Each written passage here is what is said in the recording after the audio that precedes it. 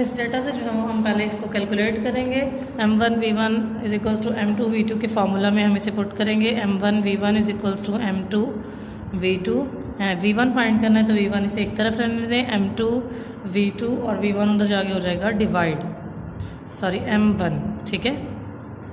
उसके बाद जी आपके पास m2 की वैल्यू है 0.01, v2 की वैल्यू है 100 और m1 की वैल्यू है 0.1। कैलकुलेट कर लेंगे हम इसे और ये आ जाएगा हमारे पास 10 centimetre cube. Is it clear? 10 centimetre cube. उसके बाद हम जो है वो नेक्स्ट इसको ये डाइल्यूशन ऑफ सोल्यूशन यानी हम इस तरह कर सकते हैं।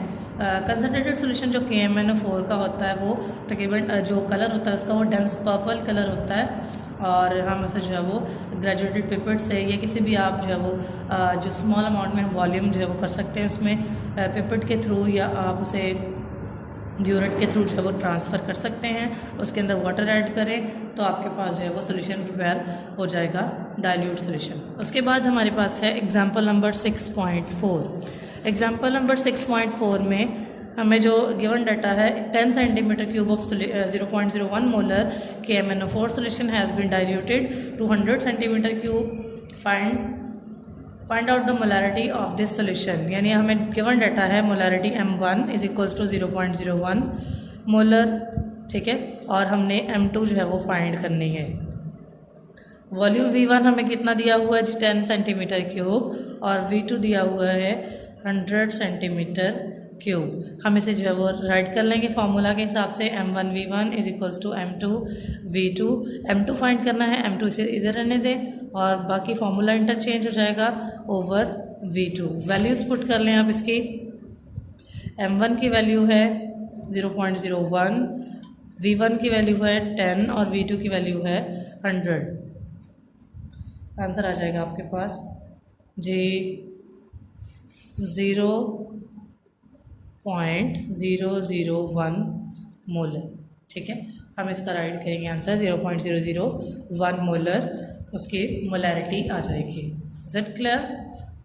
उसके बाद जी आपके पास जो नेक्स्ट टॉपिक है वो है सॉल्युबिलिटी।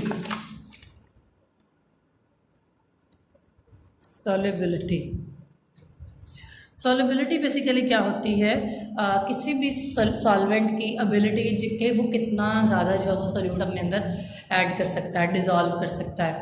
कोई भी लिक्विड जो है वो जितना ज़्यादा सॉल्युबिलिटी जितना ज़्यादा जो है वो सोल्यूट को डिज़ोल्व करेगा उसकी सॉल्युबिलिटी भी उतनी ही ज़्यादा होगी। यानी बेसिकली हम कह सकते हैं कि किसी भी लिक्विड में डिफरेंट लिक्विड की सॉल्युबिलिटी डिफरेंट होती है। जैसे अगर आप ठंडे पानी और गर्म पानी की सॉल्युबिलिटी चेक करें तो दोनों की डिफरेंट होगी। ठंडे पानी में हम कम जो है वो डिज़ोल्व होती है शुगर, गर्म पानी में ज़्यादा डिज़ोल्व हो जाती है। तो सॉल्युबिलिटी जो होती है वो डिफरेंट लिक्विड्स की अलग अलग होती है, डिफरेंट होती है। तो सॉल्युबिलिटी के लिए हम राइट कर सकते हैं डेफिनेशन इसकी, number of grams of solute. Solubility can be defined as number of grams of solute in 100 gram of solvent to prepare saturated solution,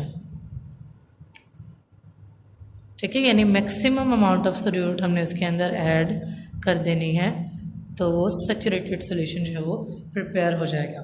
saturated solution prepare करेंगे और हम उसकी सॉल्युबिलिटी को जो है वो डिफ़ाइन कर सकते हैं। उसके बाद हमारे पास जो है वो बेसिकली गिवन टेम्परेचर पे होगा ये काम। सॉल्युबिलिटी जो होती है वो डिफरेंट टेम्परेचर पे भी डिपेंड कर दी है। अगर टेम्परेचर चेंज कर देंगे तो सॉल्युबिलिटी पे भी चेंज आता है। और उसके बाद concentration of the solution, saturated solution is refer to as solubility of the solute in a given solvent. जो उसकी कंसनट्रेशन होती है किसी भी सैचुरेटेड सोल्यूशन के अंदर किसी सोल्यूट की, वो उसकी सॉल्युबिलिटी को जो है वो डिफाइन करती है, सॉल्वेंट की सॉल्युबिलिटी को। अब हम आपके पास जो नेक्स्ट है जो अब हमारे पास है वो कुछ फैक्टर्स हैं, फैक्टर्स अफेक्टिंग ऑन सॉल्युबिलिटी।